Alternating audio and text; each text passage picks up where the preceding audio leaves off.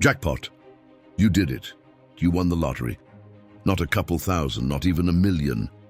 $100 million. Your bank account just went from barely surviving to gold-plated infinity mode. And the first thing you're gonna do? Quit your job. You burst into your boss's office, not with a resignation letter, but with a grin so wide it could be its own time zone. No 2-week notice, just 2 words. I'm out. As you strut out, the sun shines brighter, birds sing in perfect harmony, and even Greg from accounting, who you despise with every fiber of your being, suddenly seems tolerable. Because guess what? You never have to see these people again.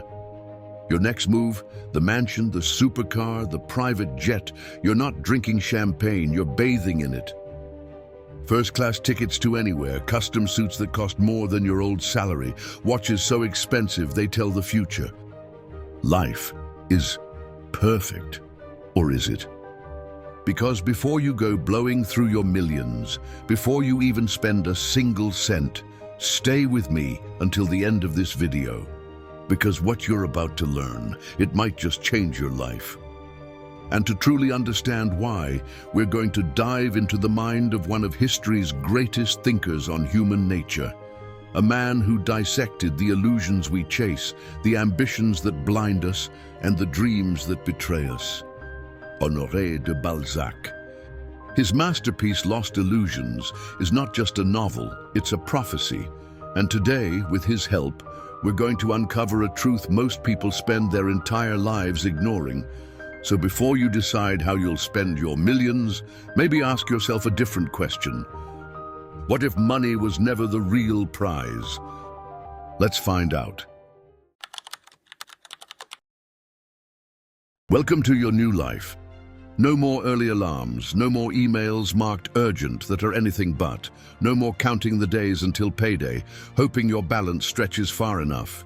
You are rich, filthy rich. And suddenly the world bends to your will. You wake up in a penthouse overlooking the ocean. A butler, yes, you have a butler now, brings you your morning coffee, brewed from beans so rare they were probably blessed by monks before reaching your cup. Your phone is no longer filled with work messages, but with exclusive invitations to places most people will never set foot in. Because now, you are someone. Your biggest problem is choosing between the Ferrari and the Lamborghini for your afternoon drive. You walk into high-end boutiques where no one dares ask if you need help. They already know you can buy the whole store.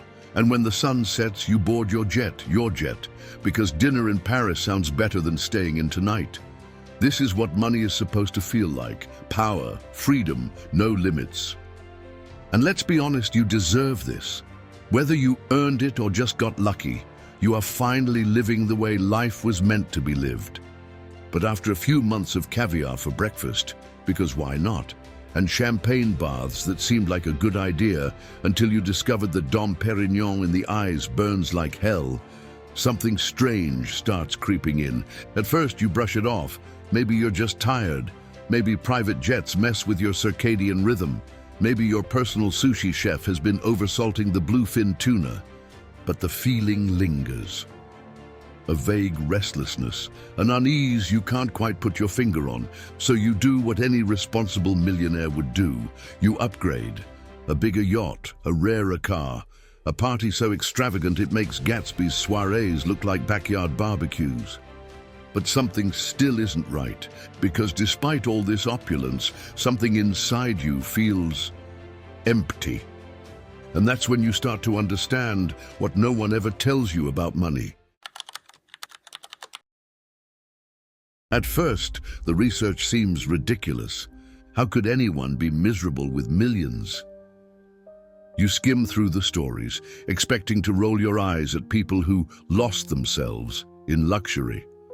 Maybe they were just careless. Maybe they made bad investments. Maybe they were weak.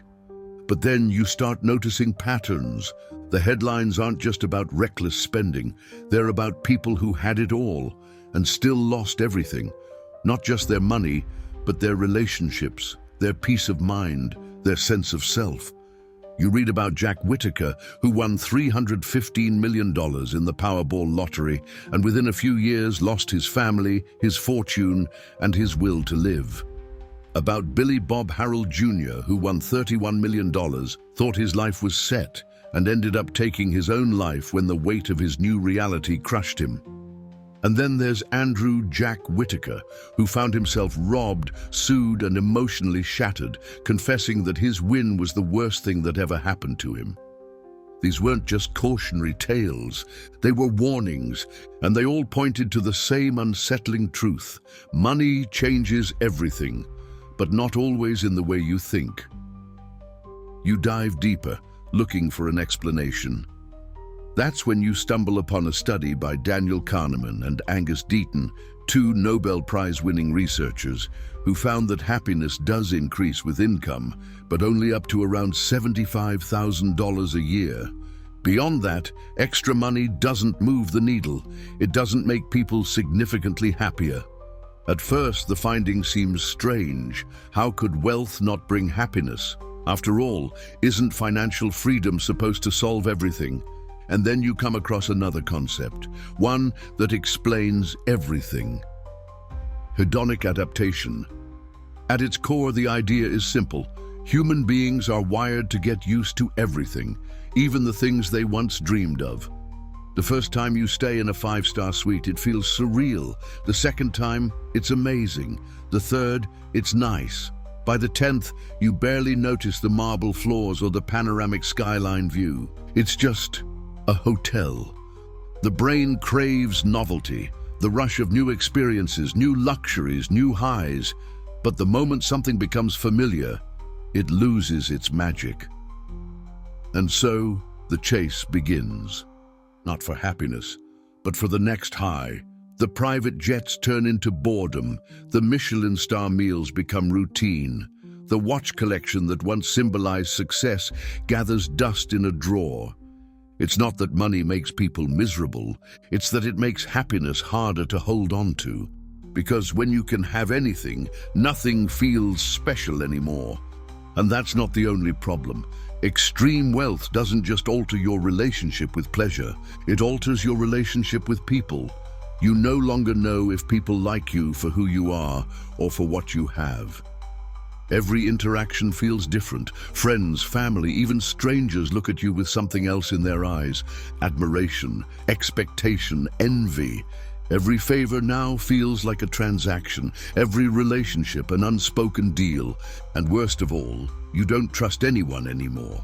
You tell yourself you're just being careful, that wealth attracts opportunists. But deep down, you start to realize what's really happening. You wanted money to be free, but the more you have, the more trapped you feel. And now, the question you never thought you'd ask creeps into your mind. Was this ever really what you wanted? But still, you don't understand. You've read the studies, you've seen the statistics, you've heard the horror stories, and yet none of it feels personal enough. None of it truly speaks to you. You need a deeper answer, so you keep searching. You start collecting rare books, throwing intellectual soirees in the hope that someone, anyone, might have an explanation.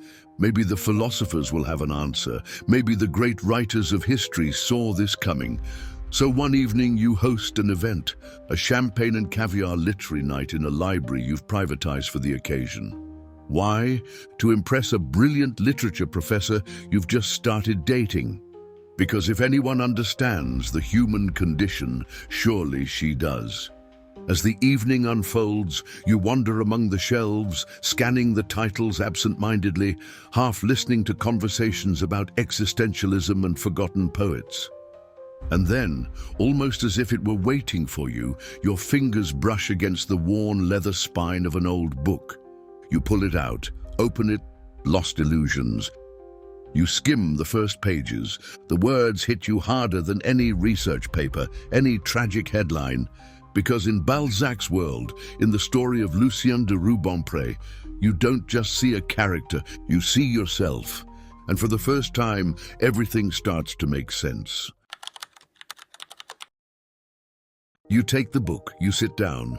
The party around you fades. The conversation about 19th century poetry, the delicate clinking of crystal glasses, the polite laughter, they all become distant echoes as your eyes scan the first pages of Lost Illusions. And within moments, you see it, Lucien de Rubempré. A young man, ambitious, talented, full of dreams. He believes in success, in fortune, in the idea that wealth and recognition will finally make his life complete. He climbs the social ladder, dazzled by luxury, by the world of power and influence. And at first, it works. He tastes the finest wines, wears the finest clothes, dines with the wealthiest people. He is admired, envied, desired. But little by little, something shifts. The laughter at the banquet starts to feel forced, the friendships conditional, the admiration hollow. The more he has, the less it means. The closer he gets to the life he dreamed of, the further he feels from himself. And then the world turns on him. Because in this game, you don't just win wealth, you owe it. To the people who made you, to the system that accepted you, to the rules you didn't realize you were playing by. And the moment you can't pay, with your dignity, with your soul, you're out. Lucien watches as everything he built collapses. The fortune, the fame, the love, all vanish like smoke. Because the thing he wanted most, the thing that wealth, power, and success were supposed to give him, was never for sale. You close the book. Your hands are shaking. Because suddenly it's not just a novel, it's a mirror. You thought your story was unique. You thought no one could understand the strange, suffocating emptiness that wealth had left you with. But Balzac wrote about it 200 years ago. This isn't just your story. It's the story of every person who ever believed that money was the answer to a deeper longing. And in the end, Lucien's illusion shatters, and so does yours. Because for the first time, the truth is clear. The money was never the real goal. The mansion, the cars, the private jets, they were just placeholders for something else, something you thought they could buy, but they can't. So what now? If money isn't the answer, then what is? And for the first time since you won the lottery, you realize you have no idea. For the first time since you won the lottery, you feel it. Not the thrill of wealth, not the excitement of endless possibilities, but the void. It's been there all along, hidden beneath the distractions, the luxury, the indulgence, the attention. But now, in the silence of this library, under the weight of Balzac's words, you can't ignore it anymore. Because if money was supposed to fix everything, why do you feel more lost than ever? You try to answer the question rationally. Maybe you just need a new goal. Maybe you should launch a business, donate to charity, build something meaningful. But then a darker thought creeps in. What if the real problem isn't what you should do next, but the fact that you've spent your entire life running in the wrong direction? Because deep down, you know the truth. The wealth, the status, the success, they weren't ends in themselves, they were placeholders. What you really wanted wasn't money. You wanted what you thought money would bring. And that's when you start breaking it down. What were you really chasing? Was it freedom? The ability to do whatever you wanted whenever you wanted? Then why do you feel more trapped than ever? Trapped by expectations, by paranoia, by the gnawing fear of losing what you've gained? Was it respect? The idea that with enough wealth people would finally admire you, see you, take you seriously? Then why do you question every interaction, every friendship, wondering if it's built on sincerity or convenience? Was it happiness, that simple childlike joy that seemed to come effortlessly when life was simple? Then why does everything feel less exciting, less meaningful, less real than it used to? And then it hits you. Everything you wanted, the freedom, the respect, the happiness, was never behind $1 million price tag. Because freedom isn't about how much money you have, it's about how little you actually need to feel content. Because respect isn't about what people see in your bank account. It's about what they see in you when everything else is stripped away. And happiness? Happiness was never locked behind wealth. It was always in the things you stopped noticing when you started chasing the illusion.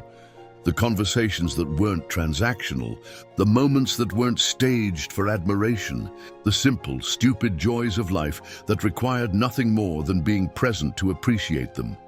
And now, sitting here, the realization sinks in. You spent your life chasing something you already had, until you ran so far in the wrong direction that you lost it. And for the first time, you're afraid, not of losing your wealth, not of going back to the life you had before, but of the terrifying possibility that you don't know how to find your way back.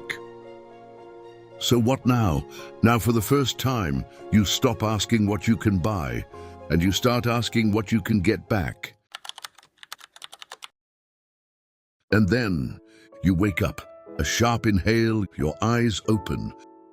The ceiling above you isn't gilded, there's no chandelier, no silk sheets, just the familiar cracks in the plaster, the dim glow of early morning light filtering through your window. You sit up, the weight of the dream lingers, thick and disorienting. You reach for your phone, instinctively checking your bank account. The numbers haven't changed, no sudden windfall, no jackpot.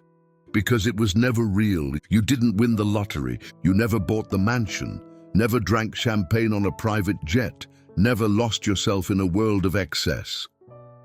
And yet, it feels like you just lost $100 million. For a split second, a wave of disappointment hits you. The rush, the fantasy, the illusion. It was intoxicating. But then something else happens, something unexpected. You look around, you're home, the same as it was yesterday, the same coffee mug sitting on the counter, the same light breeze coming through the window. And yet, it all feels different, because even though you just lost $100 million, you realize you've gained something far more valuable. You've gained wisdom. And suddenly, the things you once overlooked, the simple moments, the everyday joys, start to feel like treasures hidden in plain sight. The first sip of coffee in the morning, the warmth of the cup in your hands, the sound of laughter from someone you love, unfiltered, real, the way sunlight hits the pavement just right, making the ordinary look extraordinary. The feeling of being here right now and realizing that it's enough. And for the first time, you see it clearly. Happiness isn't something waiting for you on the other side of wealth. It's already here. It always was. You don't need $100 million to live fully. You just need to stop waiting for something outside of yourself to give you permission to. So now, the real question isn't, how much can I earn? It's how much can I experience? It's how much can I give? It's how deeply can I live? And the irony, the people who live this way are often the happiest, the most fulfilled, and yes, sometimes even the wealthiest. Because when money stops being the goal and starts being just a tool, it finally does what it was always meant to do. We are now reaching the end of this false dream. What should we take away from it? Yes, money contributes to happiness. It would be hypocritical and disrespectful to deny its importance, especially for those struggling to meet basic needs. Money gives security, options, freedom. But beyond a certain point, money isn't the answer.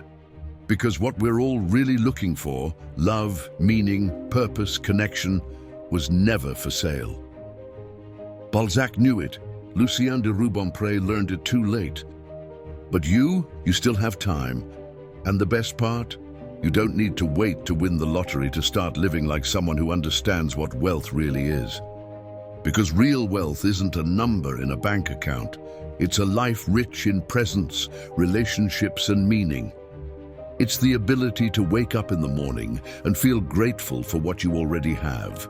It's knowing that happiness was never on the other side of a paycheck, but in the way you choose to experience the world. So before you spend another second chasing wealth for the sake of wealth, ask yourself, what are you truly looking for? And more importantly, what if you already have it? If this made you think, if this made you question things you've never questioned before, subscribe, because here we don't just chase illusions, we break them. And on the other side, we find what's real. Now tell me, if you won $100 million today, what would you actually do with it? And more importantly, what are you not doing today that you could already enjoy, almost for free? Drop your thoughts in the comments, and if you have that one friend who always talks about winning the lottery, share this with them. It might just change the way they see everything. Take care. Your old pal.